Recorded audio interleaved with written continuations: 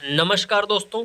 अध्यापक नियुक्ति प्रतियोगिता पुनर्परीक्षा TR3 ये जो सबका जिसका जिसका पेपर कल है उसके लिए आवश्यक सूचना ये है जो बिहार पब्लिक सर्विस कमीशन की ओर से जो है जारी की गई है, तो मैं उसके बारे में आपको बता देता हूँ कौन कौन सी चीज़ें आपको पेपर में ले जानी चाहिए।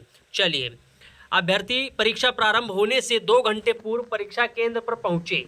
आप लोगों को परीक्षा शुरू होने से 2 घंटे पहले वहाँ पे पहुँचना होगा, ठीक है। अगर लेट होते तो आपको वो लोग अंदर प्रवेश नहीं देंगे।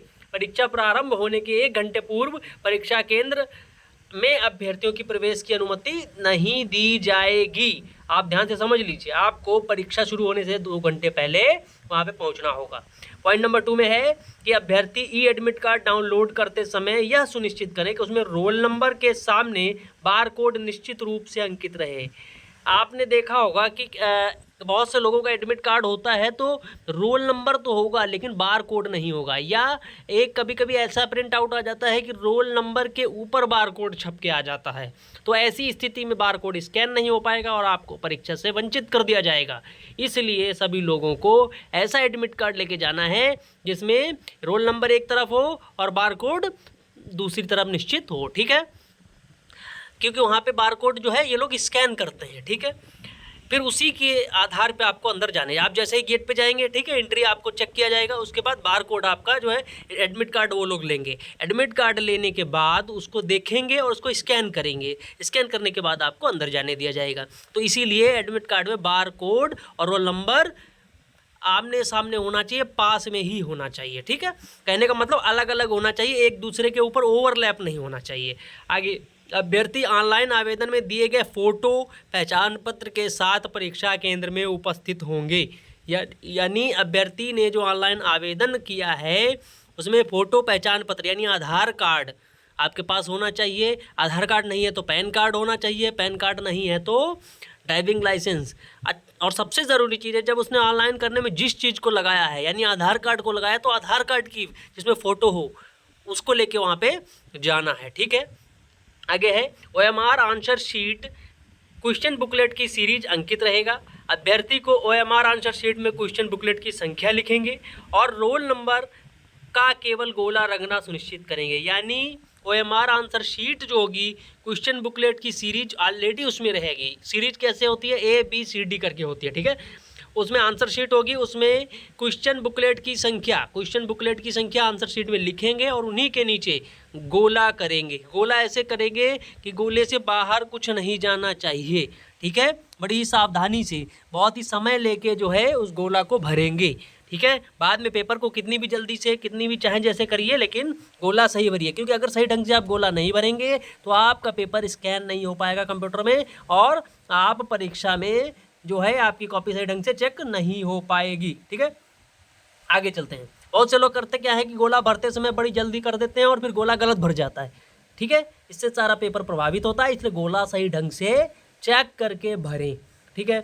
इस परीक्षा में उम्मीदवारों को औपबंधिक रूप से प्रवेश की अनुमति दी गई है। उम्मीदवारों को प्रवेश पत्र में यह स्पष्ट रूप से अंकित किया गया है कि उनकी पात्रता के संबंध में ऑनलाइन आवेदन में किए गए प्रविष्टि में अंकित तथ्यों के आधार पर जांच के पश्चात उनके आयोगदार निर्णय लिया जाएगा। यानी आपने जो भी भरा है वो समस्त कागज जो है एग्जाम आप पास कर लेंगे, उसके बाद आपके पास चेक किए जाएंगे तो आपके पास होने चाहिए। आवेदन में अंतिम तथ्य किसी भी समय जांच के क्रम में अगर कभी भी जांच की जाती है और आपने जो तथ्य दिए हैं भरने के समय और वो आपके पास नहीं पाए जाते हैं तो आयोग इस परीक्षा सहित आगामी परीक्षाओं में आपको वंचित कर देगा। यानी आपने अगर गलत जानकारी दी है तो आपको इस परीक्षा से ही नहीं बल्कि आगे होने वाली अन्य परीक्षाओं से भी बाहर कर दिया जाएगा। परीक्षा केंद्र परिसर में जहां परीक्षा होनी है वहां पे किसी प्रकार का मोबाइल, किसी प्रकार का bluetooth, wifi gadget, electronic pen, pager, ठीक है, घड़ी जो सामान्य हाथ में पहनने वाली है, इलेक्ट्रॉनिक सामग्री लेकर बिल्कुल भी नहीं जाना है। जो इसके पास भी मोबाइल रहेगा, ब्लूटूथ रहेगा, वाईफाई रहेगा, ये कुछ भी नहीं लेके जाना है। परीक्षा कक्ष में इलेक्ट्रॉनिक सामग्री लेकर अगर आप जाते हैं तो आपके ऊपर कार्रवाई हो जाएगी। परीक्षा संचालक अधिनियम 1981 के तहत कानूनी कार्रवाई की जाएगी, ठीक है। कदाचार करते हुए पाए जाने की स्थिति में इस परीक्षा सहित आगामी 5 वर्षों के लिए तथा परीक्षा से संबंधित भ्रामक और सनसनीखेज अफवाह फैलाने की स्थिति में 3 वर्षों के लिए आयोग की परीक्षाओं से वंचित किया जाए। यानी आप बेवजह कि वहाँ चिल्ला चिल्ली माने चिल्लाना नहीं है, किसी प्रकार का आप समय से जाइए, समय से एंट्री लीजिए, ठीक है, और अपना शांतिपूर्ण पेपर दीजिए। किसी भी तरीके की भ्रामक जानकारी अगर आप फैलाएंगे तो आपको 3 वर्षों के लिए परीक्षा से वंचित कर दिया जाएगा। परीक्षा नियंत्रक, बिहार लोक सेवा आयोग, पटना। तो आप लोगों को सारी बातें समझ में आ गई होंगी। तो मोटी बात बता दें आपको जो है एडमिट कार्ड लेके जाना है और 2 कॉपी एडमिट कार्ड की लेके जानी है, ठीक है। एक एडमिट कार्ड में साइन करके वो अपने पास रख लेंगे, ठीक है, एक आपके पास रहेगा और वो एडमिट कार्ड संभाल के रखना है। ज्वाइनिंग के समय वो एडमिट कार्ड आपसे मांगा जाएगा, यदि आपके पास नहीं होगा तो ज्वाइनिंग में बहुत ही परेशानी होगी, ठीक है।